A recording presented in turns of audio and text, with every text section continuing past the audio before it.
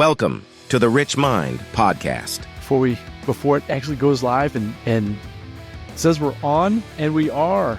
So today we're going to get into the topic of habits, some important habits I think that can be positive, like huge positive things, right? In our life, we've had different things, different habits we've put into our own place, right? That I think that if just a discussion about that, I think people will, number one, maybe take away some habits that they can do for themselves, but then also maybe just realize that some of the habits that they've got in place, just autopilot, I think maybe can really help maybe boost some people here at the beginning of 2025. What are your thoughts?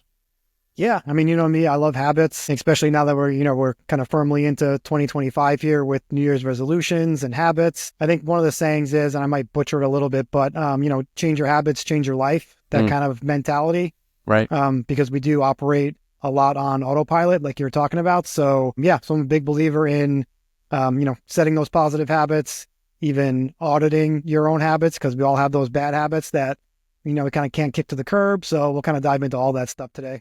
And you, last time, I think or it might have been the time before, I've lost track of the recordings that we've had up to this point, but you mentioned an app that you use to help you track your habits. Maybe mention that right off the bat, and then maybe we can go into detail as far as how people can use that for themselves. Yeah, the app is called HabitShare, and it looks like a square turquoise box with a check mark on it. It's a free app, so you don't have to pay or give your email. You might have to give your email, but it's free. There's no upgrades or anything, and it's just literally what it says. It tracks your habits, and you can share it with friends and hold them accountable. They can hold you accountable. It's a really cool app.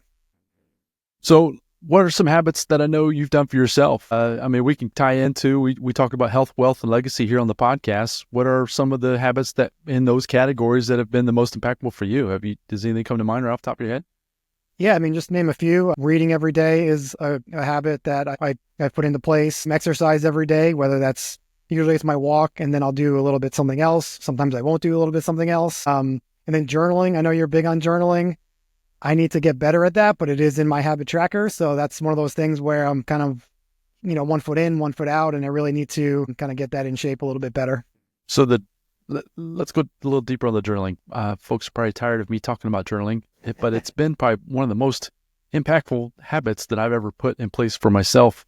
Where do you struggle with it? Maybe that can help folks maybe a little bit of back and forth about, how are you trying to incorporate it into your habits, and then where your sticking points, where are you having issues with it?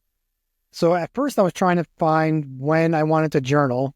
I was doing it in bed at night, but then that kind of interrupted my sleep schedule because I really didn't want to have the lights on in the bedroom when I'm going to bed. I really like to have it dark. So then I was trying to journal in the morning, but for some reason that didn't really, I would do it every once in a while, but it just wasn't really solidified in my morning routine. So I guess to answer your question, I really couldn't find a home for it. And that's why it would just be a little bit sporadic, but I do enjoy it, getting your thoughts on paper, getting some negative thoughts on there, and some positive thoughts for the day, and, things you're grateful for, that kind of thing. But for me, it was just the timing of where do I fit this in the day. So what do you think you're going to try to, if you're trying to implement that again, and more so going into 2025, what are your thoughts? When are you going to try to do it to make it a little easier for yourself? So I think I'm going to try back in the morning. I really have to tighten up my morning routine just a little bit more because I feel like I have more time in the morning, and then at night I really do like to wind down and really not have lights on in the bedroom, technology, all that kind of stuff, which maybe we can get into. But journaling, I'm definitely gonna commit to doing it in the morning, and you can hold me accountable to that, and please do. Love it. So yeah, we're going to set up some things for ourselves. And I believe, once again, I think it was in the last episode, we were talking about that. Folks, if you want to kind of join us in some of the accountability, reach out to us, and we would love to get you involved in the accountability we're going to have for ourselves, right? Maybe set some goals for yourself in the new year. Having that accountability is key. It's crucial. It's what keeps you going, right? It's knowing that when you're going to show up, even like for these episodes, recording these episodes here, right? The accountability, knowing that you're going to be waiting on me to hit record and vice versa. It always makes it a lot easier to show up and perform for sure. But the journaling piece for myself, just maybe a little bit about how I do it personally. And I've been a little bit back and forth, but I think I've found a groove about a year, maybe a year and a half now. I feel like I've done pretty well with it. I'll just share what my habit is. And there again, folks, you can take this for what it's worth. I think the biggest thing is that finding out, like what you're doing, Greg, is finding out what works best for you and not worrying about what other people tell you should do, shouldn't do. That's probably been the biggest weight off my shoulders is I stopped worrying about, okay, I should do it this time, or I should do it, or I should write about this, right? I stopped worrying about all that stuff. All I do, literally, is I have a lined notebook, pad of paper. I've got a leather bound thing that kind of holds it, which once again, you can decide to do that in the future, whether or not, but just have a normal sheet of paper. I date each page. It's a lot of fun. So I've got multiple years now of things that I can refer back to, but then it's got a date on there that tells you, it kind of gives you the time of year, obviously specific dates, right? It's just kind of nice. And I just kind of journal either about what's going on or what happened the previous day, or what I'm excited for today. So, for example, I wrote in there this morning. So mine's in the morning. I do a habit of doing it every morning. And when I say every, I do miss sometimes. Life gets busy. I've got something going on or whatever. So I don't get it every day. But out of 365, I'll probably get it 350 days. I might miss a couple weeks total throughout the year. But yeah, I just write down. And it's almost like I do it like bullet point style, meaning I make a bullet point or I make a notation off to the side. And then I just talk about what happened the previous day that I was excited for, that I enjoyed. I can even write about things that I didn't enjoy, that I'm not excited for. Those are what I do. And then I always, at the very bottom, I always express some gratitude. And it could be as simple as just saying thank you. I just write down thank you at the very end of each entry, just to express a little gratitude. But that's really what I try to do. One other thing that I try to do, as far as if I'm struggling mentally, like I've got a trigger, that's where this has probably been the biggest help for me, is if feel like I'm being triggered by an event, by a person, by something, I'll start to write about it. And then my mind goes to work to try to fill in that blank. And a lot of times it will come up with the reason why I could be triggered and why that issue is why I'm stuck in that moment with what's going on. And just that exercise, a lot of times will free up that anxiety or that depression or that whatever you want to call it, right? That anxious moment that I might be having. That's probably been the biggest takeaway, the biggest help for me with my journaling exercise, is that I'm able to work through challenges, whether it's, a person or something you see maybe on social media, something triggers you, or an anxious moment. It's like, man, I should be doing this. Anyways, and you go back, or what I've done is I just go back in my life. It's like, where is that coming from? And then, like I said, when my pen is kind of writing, flowing on the paper, it almost just like it starts to come to me. And then I write about that too. So it's like I continue the thought and I get that out also. And sometimes the entry is just a bunch of gibberish, meaning it's just, because it's just random thoughts. It's not necessarily, I'm not writing a book, and I'm not intending for anybody to read it, at least not anytime soon, except for myself. I'll go back and refer to them, but it will definitely be kind of not outlined. So once again, I just want to reiterate that it's not something structured by any means, but at the same time, if you give yourself the ability to then let your mind flow, like you said, the mornings is the best for me. I'm a morning person. I'm not an evening or a night person. So my mind is, like right now, we're recording in the morning. My mind is, I can feel it. I know my mind is firing really well, right? Which is nice. And it's the same time when I'm doing my journaling. So anyways, hopefully that might help some folks out there, even with you, Greg, with the challenges that you might be having. Yeah. And one thing I was going to say, you kind of, you mentioned about being triggered. And that's something that, I think we all get triggered when you're having a conversation or you hear a piece of news or whatever that looks like. And one thing that I've done recently is, if something is like triggering me, or if I get an idea that I want to journal about, I will throw it in my calendar. My calendar is like my notepad. It's my calendar. It's my to-do list. It's pretty much everything. But if I feel like, triggered, or I feel like sometimes you'll feel different in your body after like having a conversation with somebody, and you're like, oh, I don't feel like, maybe I'm jealous, or maybe like something came up. So I'll put it in my calendar and say, yeah, let me journal about that tomorrow or tonight or whenever you journal, just as a reminder, because sometimes I'll try to remember something and then I won't remember it. So that's why I throw a lot of stuff in my calendar. But you mentioned that triggering thing, and I think it happens to everybody. So I think journaling it out definitely helps, and pinpointing, who it was or what the conversation was about. And like you said, like, why does that trigger me? And what about that, that topic really hit me hard or made me happy, made me sad. And so that's another, like, I guess, tool that I've been using sporadically when I do journal is finding a topic, going back in my day, like you said, and say, oh, I had this conversation, I want to journal about that tomorrow morning because that's really important to me, get it on paper and then go from there.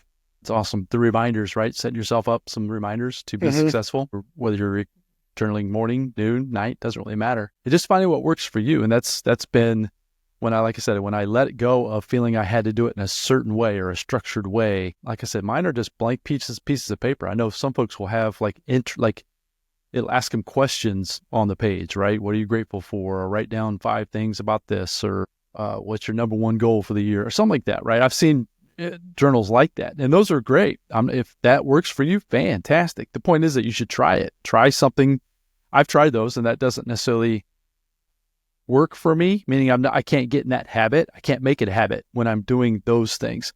So it's I just encourage folks to do what works for them. But it's been that one habit alone has been probably one of the best habits I've ever created for myself ever. And I continue to do it, and I want to continue to do it as well. Even when I travel, I take my journal with me. Even when I'm sitting in the hotel room or wherever we're at, right? I'll just pull it out and make my entry for the day. Like I said, I'm not perfect at it by any means, but I definitely try to keep that habit going. What is some other habits? Greg, we've talked about this in the past, man. You are the best at taking activities, taking goals, right, and packaging them into habits that get you the result. What are some other habits? You said you need to tighten up some of your habits here in the morning times for yourself. What are the things you're working on right now? So the one that I don't need to work on is my exercise. You don't need to work on that one? I don't need to work on that one just because I do my morning walk pretty much every day. I think we talked about this on other, past episodes and everything, so we'll kill this topic, but it's something I really look forward to. It gets me out. It gets me sunshine. I can talk to my neighbors when they're out, and it just gives me that 30, 45 minutes, whatever it is, to either listen to a podcast, be by myself, walk around my neighborhood. So that's one, kind of like your journaling. Like, I probably do it 350 days a year, and those 14, 15 days are the ones that I don't do. I'm either traveling, and I do it a lot when I travel. Mostly it's weather. If it's like really raining or something, I'm like, all right, I'm not going to go for a walk. But yeah, Come on, exercise. Greg. If it's 70 degrees, a little rain won't hurt you, right? Well, if it's a hurricane, that's a different story. Oh, that's true. Yeah, you get those hurricanes down there. I forgot about that. But yeah, I think the exercise for me is like journaling for you. It's like, it's solid. It's not going to go anywhere. I look forward therapy, to it. Right? Yeah, exactly. It's therapy. It's just part of my morning routine, and nothing's really going to stop me. And exactly like you said, Randy, it took me a while to actually like walking. In the beginning, I thought walking was very boring and slow. But now I love it, and it works for me. And that's exactly what, our listeners should do, is find out exactly what works for them and, kind of build that list of positive habits, the negative ones that you probably should work on, and just kind of tackle it from there.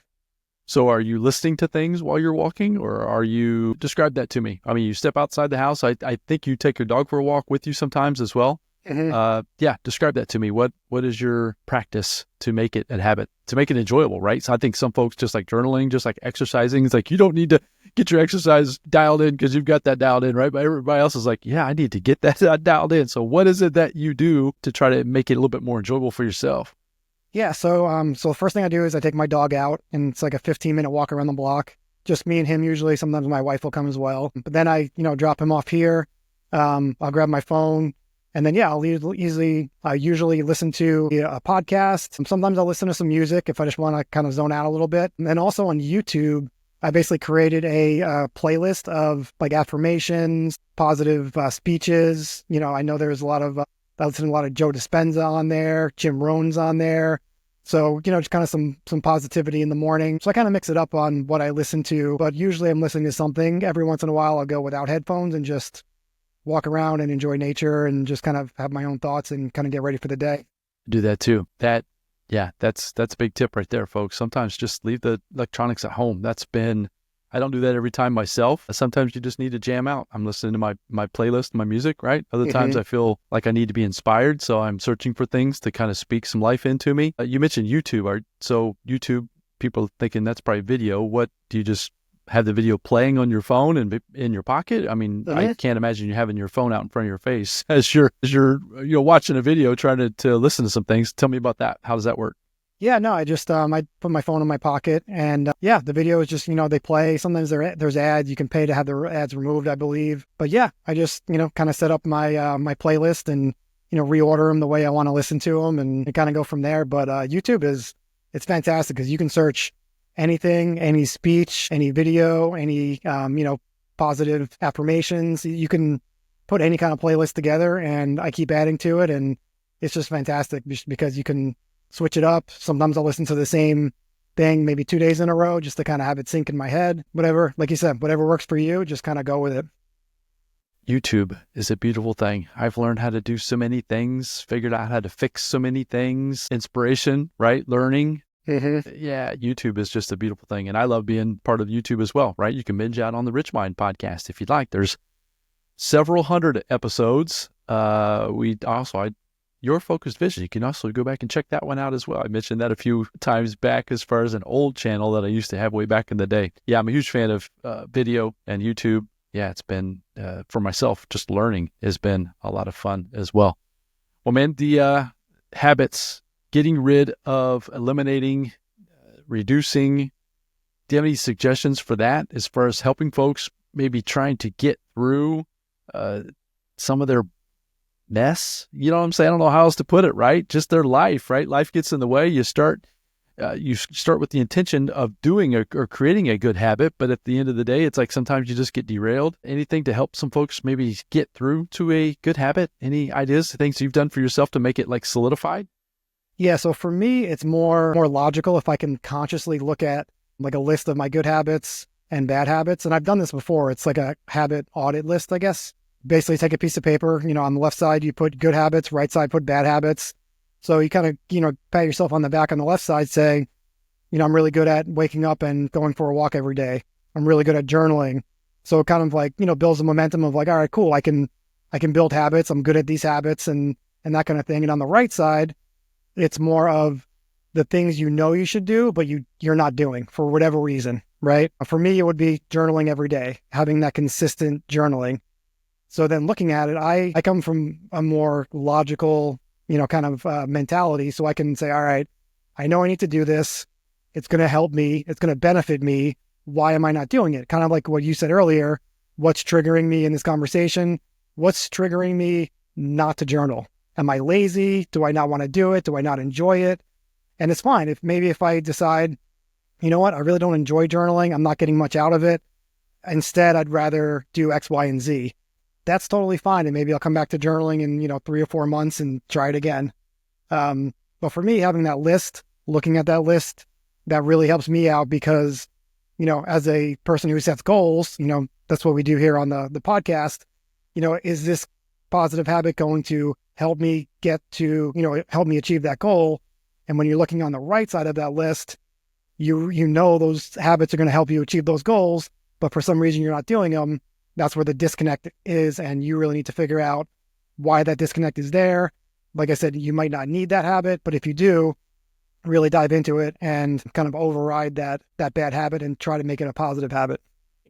Flipping it to the goal, like you said, the goal's got to be a burning desire. It's got to be something that you want really, really badly for you to step through the every day of should I, shouldn't I, do I want to, do I need to? So it's like the ultimate outcome needs to be so big and so beneficial, so positive that it's like you cannot not. Can you say that? That's like a double negative. I'm not an English major. Anyways, that you cannot not do it, right? You've got to do it. For myself, and we'll just keep using the journaling as my habit, right? Because that's something that I've put in place and I've been consistent with for a few years now, was that I was desperate to figure out why my mind, once again, the triggers, the chatter, why I was not able to control those at any given time.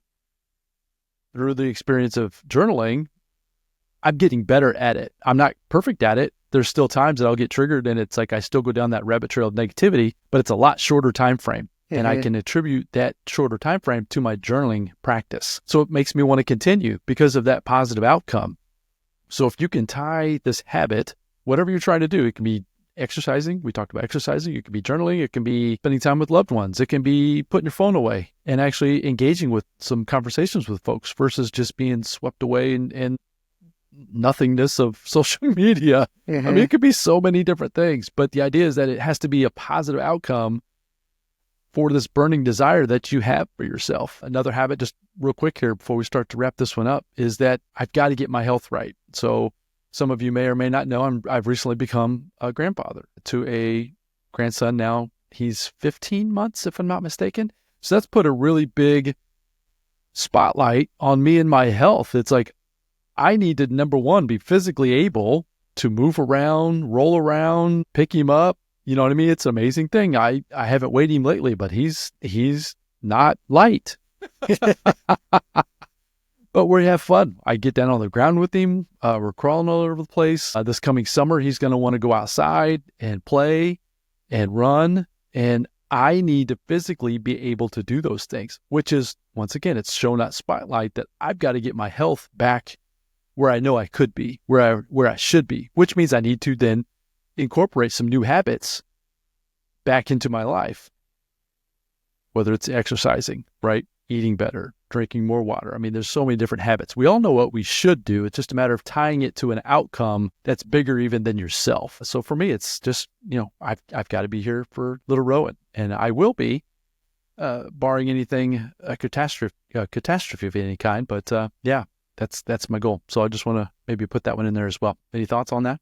Yeah, no, I love that. And I think you brought up, the question of the 7 whys or the 5 whys. If you ask yourself, why are you doing this? And you keep asking yourself that question either 5 times or 7 times. I've heard it both ways. Mm-hmm. It'll really drill down to why you're, journaling or sleeping right or exercising. And for you, it's, your grandson. Well, why do you want to be around for your grandson? To create memories. Why do you want to do that? Because we all have limited time on this. Like you can keep on going and going and going.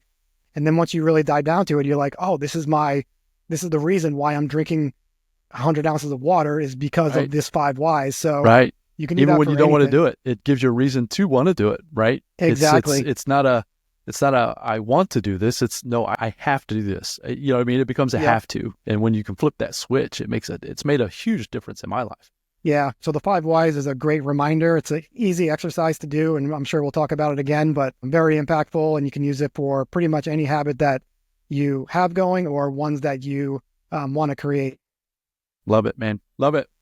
Any other thoughts on habits here before we wrap this one up here today? Anything come to mind? I know a lot of times as we're having a conversation, right, some things might spur up in your mind as far as different things that you're doing for yourself. Anything else to leave the folks today? No, I mean, the last thing I would say is I would just encourage our listeners to make that list, the left side and the right side. It's the easiest thing that you can do. It's obviously free. It'll take maybe 5 or 10 minutes, and just kind of do like a habit audit of yourself, and be honest with yourself, and just kind of go from there, and then use the 5 whys to kind of go deeper and deeper and deeper. I think those 2 things combined will really help you guys move the needle. So I would just to kind of piggyback on that, that's fantastic, would be to, as you're making out this list, turn your should list into a must list. Mm-hmm. Meaning turn yours shoulds, like I should drink more water, or I should go for a walk around the block, or I should journal this morning, or whatever that should is, and turn it into a must. Now, you might not be able to turn every single thing on your list into a must, but maybe start with some low-hanging fruit and just start with something simple, something you can start trying to get that result that you're looking for. I think that once you start to get the result, at least it was for me, you're more apt to keep going, right? Mm-hmm. Once you start seeing some of the positive things that come around from some of these habits, you're going to then start to continue to do them, right? You're going to want to. They're going to become want to versus have tos. And so, yeah, try to, as you're writing down this list that Greg's talking about, try to think them of must, turn them into you must do them. And it's based on this outcome of who are you doing it for? It doesn't have to be for yourself. As I mentioned, I'm doing a lot of the things for my future family, right? For the legacy. That's where the legacy piece of the Rich Mind podcast comes from. I'm not doing this for me. I'm doing it for them. I want somebody in the future to watch this, listen to this, and say, that Randy guy, who knows? But I don't know if he knew exactly what he was talking about, but he at least gave it a shot, right? Mm-hmm. Who knows? So anyways, appreciate that, man. This has been a fun conversation. So folks, if you want to have some accountability, we talked about the accountability tracker that Greg mentioned at the beginning of the episode. Tell everyone again what that was called again, Greg? It's called HabitShare. HabitShare. I will actually look up a link. I'll put a link. Is that just a normal app? You can find that in the App Store, I assume? Mm-hmm. Okay. I'll put a link for HabitShare in the show notes. Start there. And if you would like some help with some of that accountability, reach out to Greg and I. You can reach us at info@richmind.co. In the subject line, just put accountability and maybe list out some of the things that you're wanting some accountability with and for. If we get enough interest, we can create a group, right? Create a group of accountability, some of the habits that we're trying to change for ourselves. Sometimes turning those, when you know you need to do it for someone else, like, showing up, participating, that accountability can really make a big difference. And Greg and I would love to try to help you do that moving forward if you feel like that would be of value. So info@richmind.co, accountability in the subject line. And then, let's have a conversation. See if Greg and I can't help you achieve more in the new year going forward. So this next episode, a little teaser, it's going to be a little bit of a curveball. It's going to be an interesting conversation. One thing that I've done for myself over the last, it's probably been close to 10 years now since it's whenever I left the W-2 world. It might have been before that. I made the decision to really question whether or not health insurance was needed. Is health insurance needed?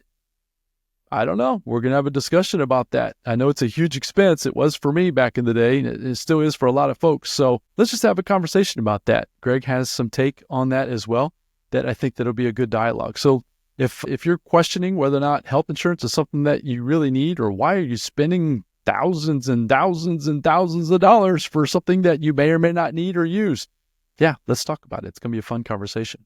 So go out there, have a fantastic day. Appreciate your time and attention, and we'll look forward to talking to you in the next episode. We'll talk then.